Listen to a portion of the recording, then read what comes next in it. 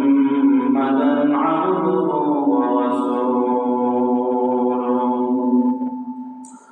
أرسله الله تعالى إلى كافة الناس بشيرا ونذيرا وداعيا إلى الله بإذنه وسراجا منيرا أما بعد فأعوذ بالله من الشيطان الرجيم بسم الله الرحمن الرحيم يا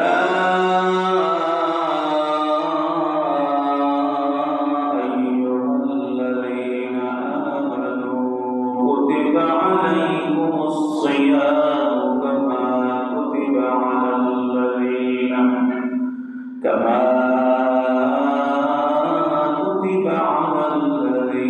من قبلكم لعلكم تتقون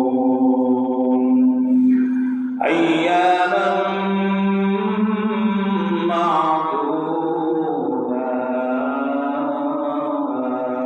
معدودات فمن كان منكم مريضا أو على سفر فعدة من أيام أخر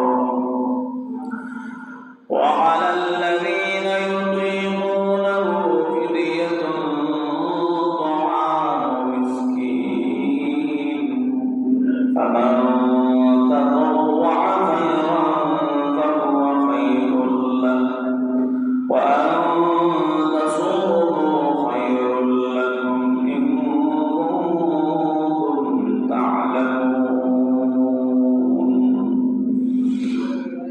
عن أبي هريرة رضي الله تعالى عنه قال قال رسول الله صلى الله عليه وسلم إذا كان أول ليلة من شهر رمضان صفدت الشياطين ومرضت الجن وغلقت أبواب النار فلم يفتح منها باب منها وغلقت أبواب النار فلم يفتح منها باب وفتحت أبواب الجنة فلم يغلق منها باب ونادى مناد يا باغي الخير أقبل ويا باغي الشر أقصر ولله عتقاء من النار وذلك كل ليلة أو كما قال عليه الصلاة والسلام اللهم صل على محمد وعلى آل محمد كما صليت على إبراهيم وعلى آل إبراهيم إنك حميد مجيد اللهم بارك على محمد وعلى آل محمد كما باركت على إبراهيم وعلى آل إبراهيم إنك حميد مجيد اللهم أنزله المقعد المقرب عندك يوم القيامة سبحانك لا علم لنا إلا ما علمتنا إنك أنت العليم الحكيم رب العالمين شكر لله رب العالمين আজকে পবিত্র মাহ রমজান মুবারকের প্রথম শুক্রবার জুমার নামাজ আদায়ের উদ্দেশ্যে মসজিদের ভিতরে আপনাদের আসা এবং আমাদের মসজিদের মধ্যে উপস্থিত হওয়ার যে রব্বুল আলামিন তৌফিক দান করছেন রব্বুল আলামিনের দরবারে শুকরিয়া আদায় করি আলহামদুলিল্লাহ।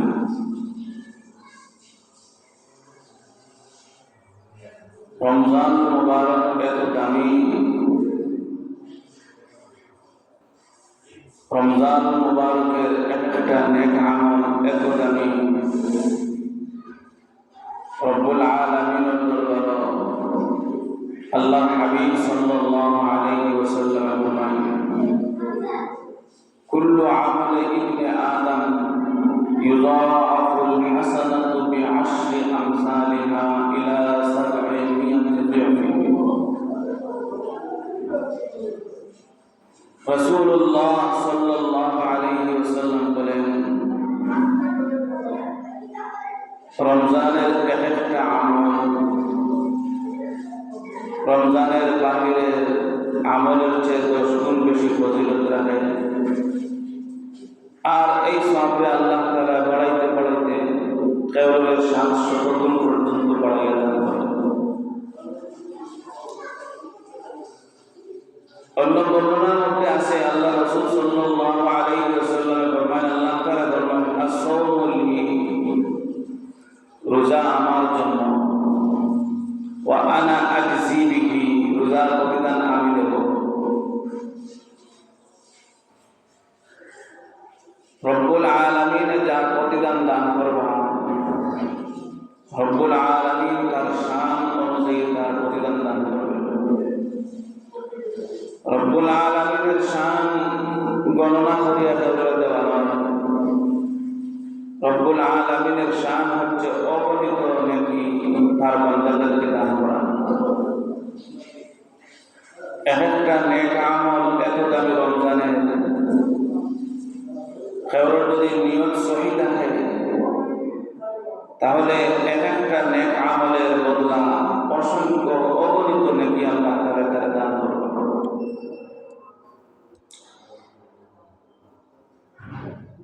এত ফজিলতপূর্ণ মাস রমজান মুবারক, আল্লাহ হাবিব সাল্লাল্লাহু আলাইহি ওয়াসাল্লাম ফরমায়েন জান্নাতের মধ্যে একটা স্পেশাল গেট আছে, যে গেট দিয়ে একমাত্র ঢুকবে যে সমস্ত মানুষরা আল্লাহরে সন্তুষ্ট করার উদ্দেশ্যে রমজানের রোজা রাখছে। عن سهل بن سعد رضي الله تعالى عنه قال قال رسول الله صلى الله عليه وسلم في الجنة 8 أبواب منها باب يسمى ريان لا يدخله إلا الصائمون। আল্লাহর হাবিব মুহাম্মদুর রাসূলুল্লাহ সাল্লাল্লাহু আলাইহি ওয়াসাল্লাম বলেন 8টা শ্রেণীর জান্নাত আছে। জান্নাত আল্লাহ তাআলা 8টা স্তরে বিভক্ত করেছেন। তার মধ্যে একটা স্তর আছে রাইয়ান, মিনহা বাবুন ইউসাম্মা রাইয়ান। এই স্পেশাল স্তর আল্লাহ তাআলা বানাইছেন ওই সমস্ত মানুষের জন্য লা ইয়াদখুলুহু ইল্লা الصائمون, যে সমস্ত মানুষগুলো রমজানের রোজা রাখত। রমজানের রোজাদারের জন্য আল্লাহ তাআলা স্পেশাল জান্নাত আর ওই জান্নাত আল্লাহ রাব্বুল আলামিন রমজানের প্রথম দিন থেকে সজ্জিত করা শুরু করেন। রমজানের প্রতিদিন ওই জান্নাতে সজ্জিত করা হয়, কারণ আমার মেহমান আমার জান্নাতের মধ্যে আসবে। রব্বুল আলামিন জান্নাতকে সজ্জিত করেন মেহমানদের জন্য, রোজাদারের জন্য।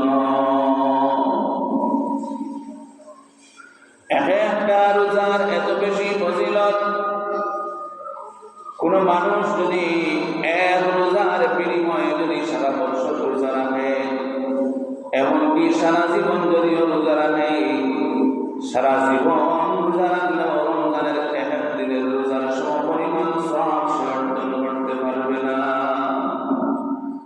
এত ফজিলতপূর্ণ এক একটা রমজানের এক একটা রোজা, এক একটা রোজারে আল্লাহ তাআলা এত ফজিলতপূর্ণ বানাইছেন। এজন্য কোন মানুষ যদি ইচ্ছাকৃতভাবে রোজা ভাঙ্গিলে রোজা ভাঙ্গিলে তার কাফারা দেওয়া লাগবে। শুধু কাজা করলে হবে না, কাফারা দেওয়া লাগবে। কাফারা কি? কাফারা হচ্ছে লাগাতার 2 মাস রোজা রাখতে হবে। এক একটা রোজার বিনিময়ে কাফারা লাগাতার 2 মাস রোজা রাখা। কিন্তু সে লাগাতার 2 মাস রোজা রাখেও রমজানের একটা রোজার ফজিলত সে কি করতে পারবে না, অর্জন করতে পারবে না। রমজানের একটা মুহূর্ত এত দামি, এত দামি।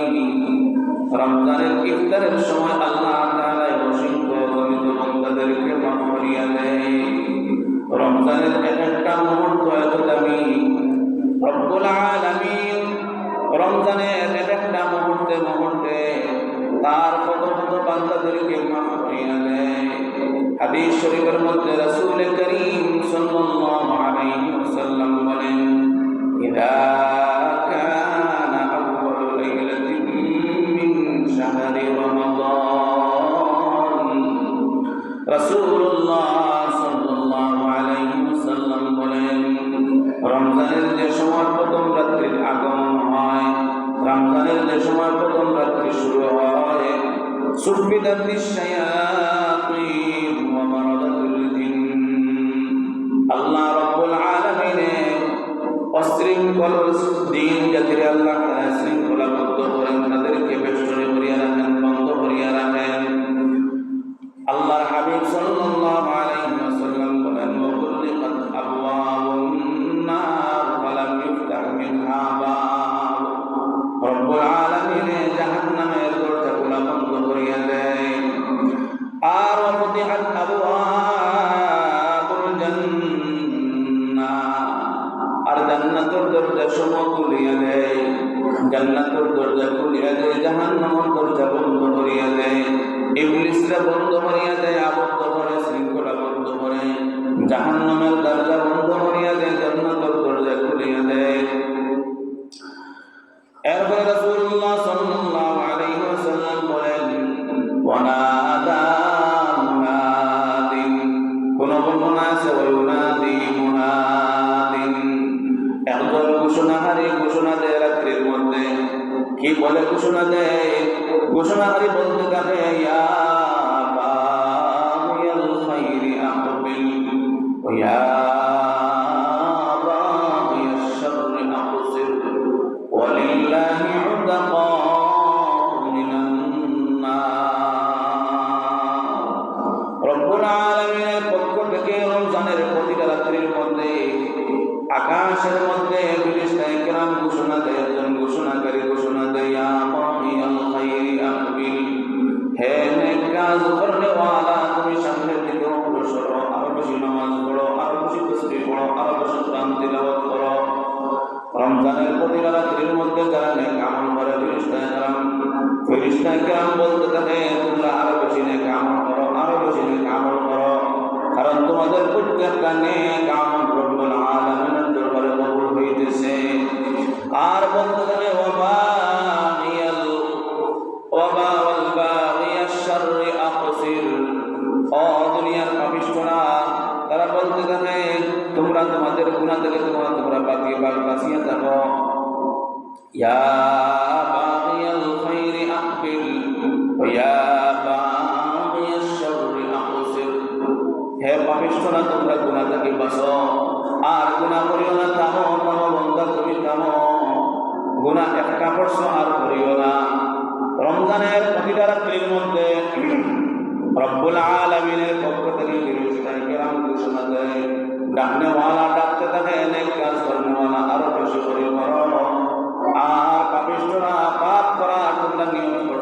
তোমরা থামো আর গুনাহ করিও না। কারণ রমজানের এক একটা নেকি যেভাবে ওজনওয়ালা, রমজানের এক একটা গুনার কাজও তেমনি ভাবে ওজনওয়ালা।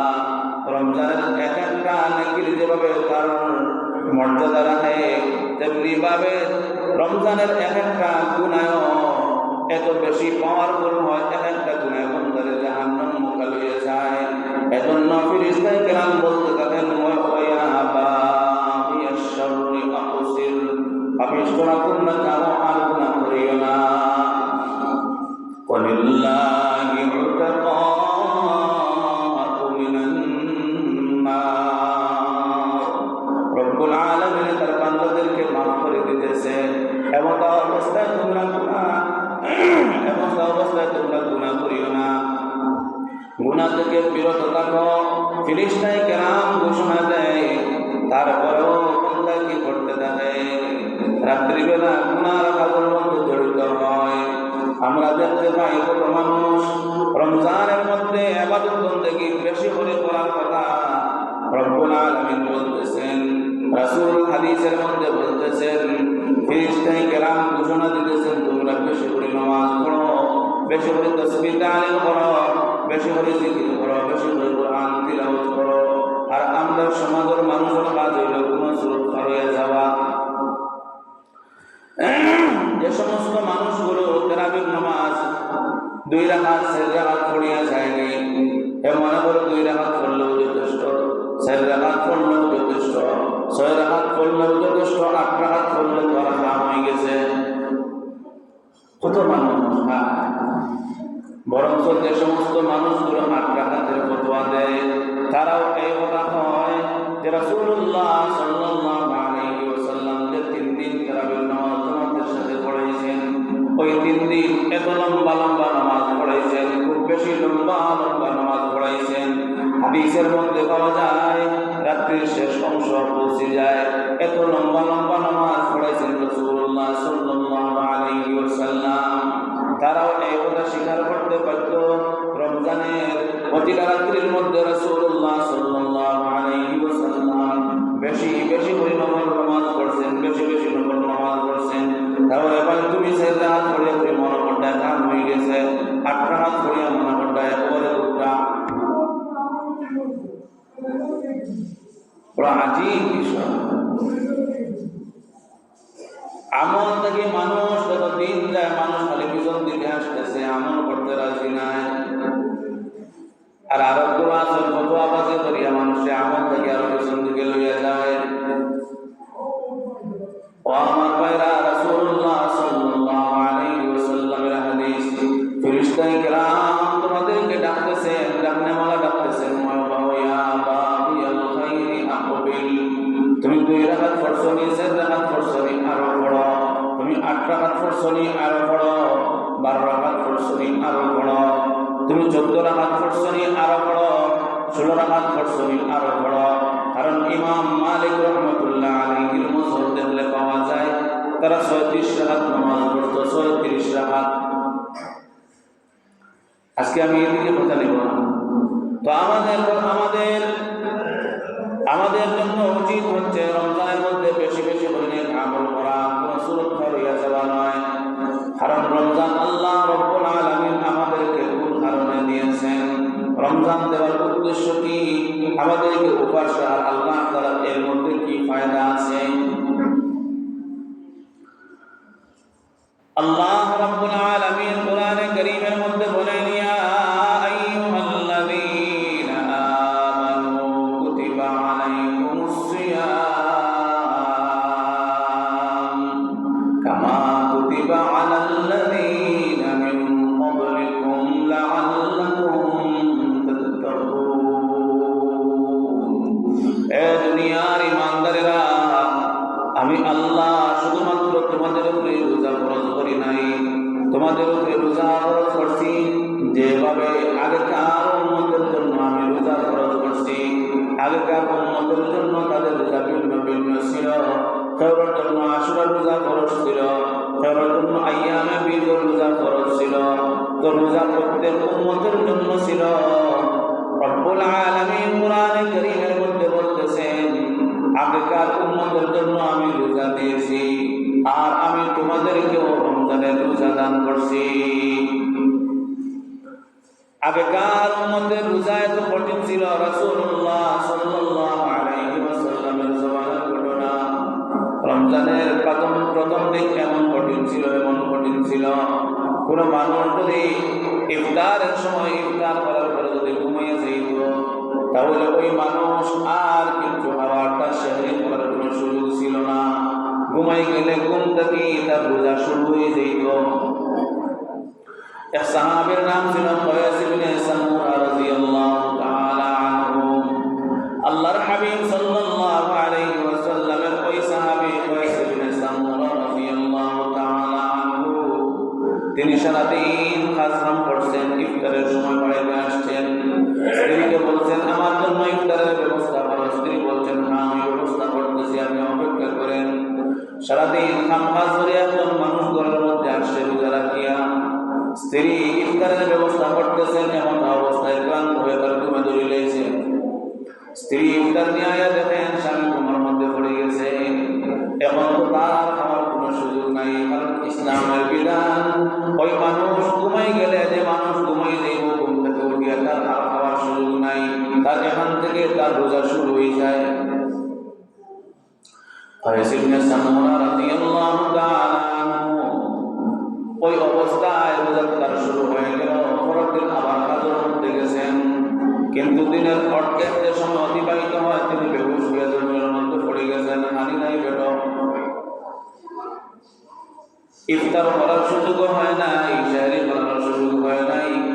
এমন একজন মানুষ সারাদিন কাজ করার পরে আবার পরের দিন হামও গেছেন, কাজ করতে করতে অসুস্থ হয়ে পড়ছেন। এই ঘটনা যে সময় রাসূলুল্লাহ সাল্লাল্লাহু আলাইহি ওয়াসাল্লামের দরবারে আলোচনা হয়, আল্লাহ রাব্বুল আলামিন কোরআনে কারীমের আয়াত নাযিল করেন। আয়াতের শেষ অংশের মধ্যে বলা হয়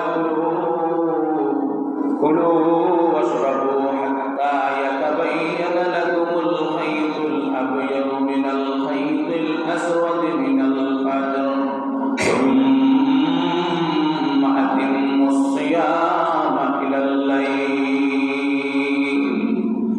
রোজা কাহাকে বলা হয়, সেখান থেকে রোজার সংজ্ঞা নেওয়া হয়। রোজা হচ্ছে একজন মানুষ নিয়তের সাথে সুবহে সাদিক থেকে নিয়ে সূর্যাস্ত পর্যন্ত এর মধ্যবর্তী সময় নিয়তের সাথে সুবহে সাদিক থেকে নিয়ে সূর্যাস্ত পর্যন্ত নিয়তের সাথে স্ত্রী সহবাস এবং খাবার থেকে বিরত থাকার নাম রোজা। নিয়ত করতে কি আমি রোজা রাখার নিয়ম করলাম, নিয়তের সাথে যদি কোনো মানুষ এই অবস্থার সময়টা কাটায় রোজার নিয়তে, তাহলে সে সূর্যাস্তর আগ পর্যন্ত যদি কিছু না হয়, তার স্ত্রীর নিকটে যদি না যায়, তাহলে একজন মানুষের একটা রোজা হয়ে যাইব। এটা হলো রোজার বাহ্যিক দিক। রোজার দুইটা দিক আছে। একটা দিক হলো রোজার বাহ্যিক দিক, নিয়তের সাথে সুবহে সাদিক থেকে নিয়া সূর্যাস্ত পর্যন্ত খাবার থাকি এবং স্ত্রী সহবাস থাকি, পেটের মধ্যে কিছু প্রকারে থাকি বিরত থাকার নাম হচ্ছে রোজা। আর রোজার আভ্যন্তরীণ আরেকটা দিক হচ্ছে আল্লাহ রাব্বুল আলামিন বলতেছেন রোজা তোমাদেরকে এই জন্য দিয়েছি লাআল্লাকুম তাত্তাকুন, রোজার মাধ্যমে তোমরা মুত্তাকি বন্ধায় শুধুমাত্র খানা আর পানাহার করা থাকে আর স্ত্রী সহবাস থেকে বাঁচিয়া থাকলেই চলবে না। রোজা দিয়েছি আমার একটা উদ্দেশ্য আছে, উদ্দেশ্য সফল হওয়ার জন্য। রব্বুল আলামিনের উদ্দেশ্য কি? রব্বুল আলামিন বলতেছেন লাআল্লাকুম তাত্তাকুন, তোমরা মুত্তাকি হওয়ার জন্য, পরহেজগার হওয়ার জন্য আমি তোমাদেরকে রোজা দিয়েছি। তাহলে একজন মানুষ রোজার মাধ্যমে পরহেজগার কিভাবে বলতে পারে? রোজার মাধ্যমে পরহেজগার বনার জন্য তার জন্য জানা উচিত যে রোজার দুইটা দিক, একটা হচ্ছে বাহ্যিক আর একটা হচ্ছে আভ্যন্তরীণ। বাহ্যিক দিক হচ্ছে সুবহে সাদিক থেকে নিয়ে সূর্যাস্ত পর্যন্ত খাওয়া থাকি আর স্ত্রী সহবাস থাকি বাঁচে থাকার নাম হচ্ছে রোজা। এটা রোজার বাহ্যিক দিক। আর রোজার আভ্যন্তরীণ দিক হচ্ছে রোজা রাখার অবস্থায় আমার কাছ থেকে যেন কোনো গুনাহ না হয়।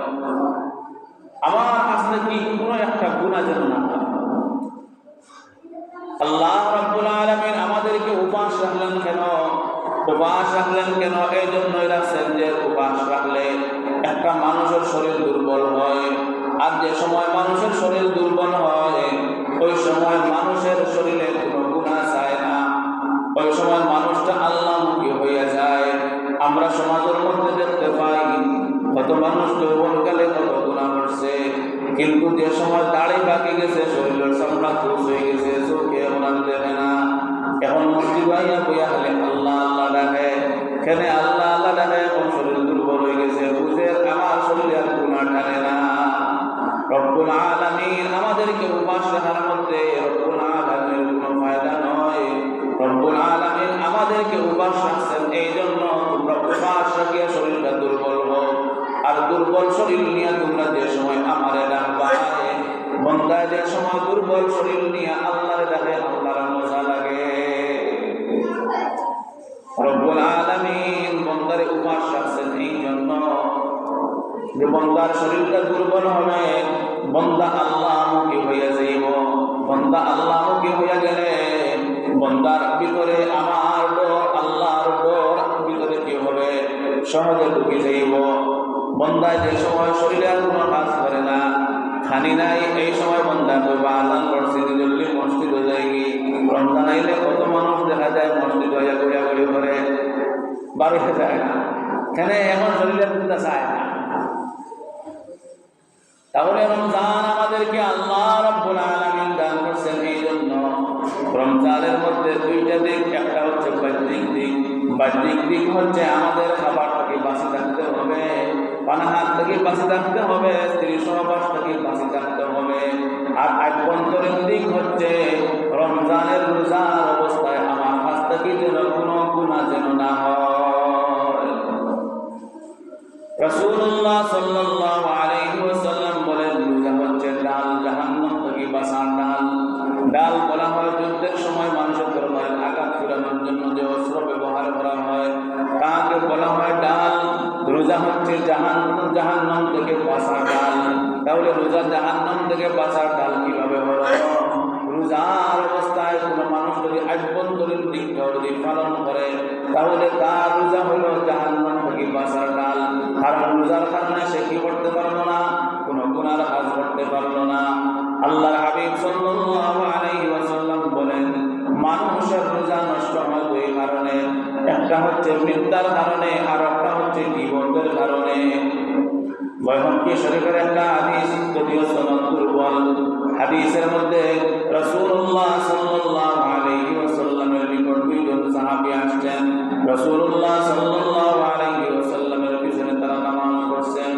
রাসূলুল্লাহ সাল্লাল্লাহু আলাইহি ওয়াসাল্লাম নামাজ শেষে ওই দুইজন সাহাবীকে বললেন, ক্বালা আঈদা উযুআকুমা ওয়া সালাতাকুমা ওয়া মুদিয়া ফি সাওমিকুমা ওয়া কুযিয়া ইয়াওমান আখার। ও আমার ওই দুইজন সাহাবী, তোমরা যাও তোমাদের ওযুরে আবার নতুন ভাবে নবায়ন করো, তোমাদের নামাজ আবার নতুন ভাবে নামাজ আবার পড়ো, আর তোমরা রোজা ছিলে ওই রোজাটা তোমরা আবার আরো দিন তোমরা রোজা করবা। ওই দুইজন সাহাবী রোজার অবস্থায় ছিলেন, সম্ভবত রমজানের মধ্যে হইতে পারে। ওই দুইজন সাহাবীকে আল্লাহ রাসূল বললেন নামাজ আবার পড়ো, নামাজের জন্য ওযুর দরকার, তোমরা ওযু করছো ওযু আবার করো, ওযুটা আবার করো, নামাজ আবার করো, আর তোমরা রোজাগুলা তোমরা আবার পরবর্তীতে কি করবা, রোজা করবা। দুইজন সাহাবী আল্লাহ রাসূল সাল্লাল্লাহু আলাইহি ওয়াসাল্লামের জিজ্ঞাসা করলেন, ইয়া রাসূলুল্লাহ আমরা কেন করতাম? ইয়া রাসূলুল্লাহ আমরা কেন এইভাবে করতাম? আল্লাহর হাবিব সাল্লাল্লাহু আলাইহি ওয়াসাল্লাম বলেন, ইযতাবতুম ফুলানান, তোমরা অমুক মানুষের গীবত করছো, অমুকের গীবত করছো। গীবত সম্পর্কে আল্লাহ রাব্বুল আলামিন কুরআনে কারীমের মধ্যে বলেন, লাহমা ফীহি মাইতান ফাকারিতুমু, মৃত ভাইয়ের মাংস খাওয়ার মতো আল্লাহ তাআলা তুলনা করছেন। গীবত করা হচ্ছে মৃত ভাইয়ের মাংস খাওয়ার মতো। আমাদের সমাজে আমরা বাহ্যিক রোজা বুঝি, মুখে পানি নিছি, গলি গলার মধ্যে জায়গি মাসলাম ওই মাংসের রোজা গেছে কিনা রয়েছে, নাকা দিয়ে পানি ঢুকাইছি, এখন ঝুলে দিলেছি, নাকা দিয়ে বোঝা যায় ভিতরে একটু ভিজা ভিজা করে ঝুলে দিলেছি, এখন রোজা রয়েছে না গেছে। হঠাৎ করে গড়গড়া করা শুরু করে দিয়েছি, মানে কিছু গলা হয়ে গেছে, গিয়া পুরা রোজা রয়েছে না গেছে, এখানে খুব বালা করে বুঝি। কিন্তু ভাই রোজার যে আভ্যন্তরীণ দিক যেটা আছে এটা আমরা বুঝি না। আমরা যে রোজা রাখার পরে একটা মিথ্যা কথা মুখটাকে বাহির করার সাথে সাথে আমার রোজা শেষ, অর্থাৎ রোজার সমস্ত সব শেষ। আমি যদি রোজা রাখার অবস্থায় একজন মানুষের একটা দুশ্চর্চা করি, আমরা অনেক মানুষ এখানে ভুল করি, মনে করি যে যার সম্পর্কে আমি আলোচনা করছি তার যদি দোষ থাকে, মনে করে দোষ আলোচনা করছি, তাহলে কি হইল? রাসূলুল্লাহ সাল্লাল্লাহু আলাইহি ওয়াসাল্লাম বলেন, মানুষের দোষ থাকার পরে ওই দোষ চর্চা করার নাম হচ্ছে গীবত। একজনের এক দোষ আছে, একজনের পাও দেখা করে আগে, তার এই দোষটা আছে, তুমি আবার অন্য মানুষের সামনে গিয়ে আলোচনা করতে অমুকে হাঁটতে সময় তার পাওটা দেখা হয়ে যায়, ওই যে দোষটা, তার দোষ তাহার পরে ওটা আলোচনা করছো, ওটার নাম গীবত। আর যদি তার দোষ থাকে না তাহলে তার নাম হচ্ছে তুহমত। এখন দোষ তাহার পরে ওই দোষ মানুষের সামনে আলোচনা করার নাম যদি গীবত হয়, আমরা কত মানুষ রোজা রাখার অবস্থায় কত মানুষের দুশ্চর্চা নিয়ে লিপ্ত, কত মানুষের রোজা হইতেছে না কিন্তু আমরা একবারও টের পাই না। কারণ আমরা বাহ্যিক দিক বুঝি কিন্তু আভ্যন্তরীণ দিক বুঝি না। রব্বুল আলামিন রোজা আমাদেরকে দিয়েছেন এই জন্য, লাআল্লাকুম তাত্তাকুন, মুত্তাকি বানার জন্য, রোজারে ডাল বানানোর জন্য, রোজা জাহান্নাম থেকে বাঁচানোর ডাল বানানোর জন্য। কিন্তু আমরা এটা বুঝি না। রোজা রাখার পরে আবার গুনাহ কাজের মধ্যে জড়িত হই। রোজা রাখিয়া এক একটা গুনাহ আমার রমজানের রোজারে ধ্বংস করিয়া দিব। রোজা রাখিয়া যে গুনাহ করলো তার এক একটা গুনাহ তার রোজারে ধ্বংস করিয়া দিল। আর আমরা কত মানুষ এমন পাওয়া যায়, সে রোজা রাখছে কিন্তু রোজা রাখিয়া মাগরিবের নামাজ নাই, এশার নামাজ নাই, ফজরের নামাজ নাই, তার কোনো নামাজের কোনো খবর নাই। এটা তো ফরজ। যে মানুষ রোজা রাখলো আর ফরজ ইবাদত করলো না, সে মানুষের রোজা রোজাই না। এই মানুষ তার রোজা রোজাও না। এটা শুধুমাত্র একটা কে পাওয়া যায় ফটোকপি, এটা কোনো রোজাই না। এজন্য আমাদের আভ্যন্তরীণ দিকটা বোঝার দরকার। রোজা আমাদের হাতের রোজা আছে, মুখের রোজা আছে, কানের রোজা আছে, চোখের রোজা আছে। কারণ আমরা যে সময় খানা বন্ধ করে দেই, আমাদের হাত দুর্বল হয়ে যায়, আমাদের জবান দুর্বল হয়ে যায়, আমাদের শ্রবণ শক্তি দুর্বল হয়ে যায়, আমাদের দৃষ্টি শক্তি দুর্বল হয়ে যায়, আমাদের পাও দুর্বল হয়ে যায়। তাহলে খানার মধ্যে বোঝা গেল আল্লাহ হাত দুর্বল করছে, পাও দুর্বল করছে, জবান দুর্বল করছে, সবকিছু দুর্বল করছে। এর কারণ কি? কারণ হাতের রোজা আছে, চোখের রোজা আছে, কানেরও রোজা আছে, পাওয়ার রোজা আছে, শরীরের অঙ্গ প্রত্যঙ্গের রোজা আছে। শরীরের অঙ্গ প্রত্যঙ্গের রোজা কি?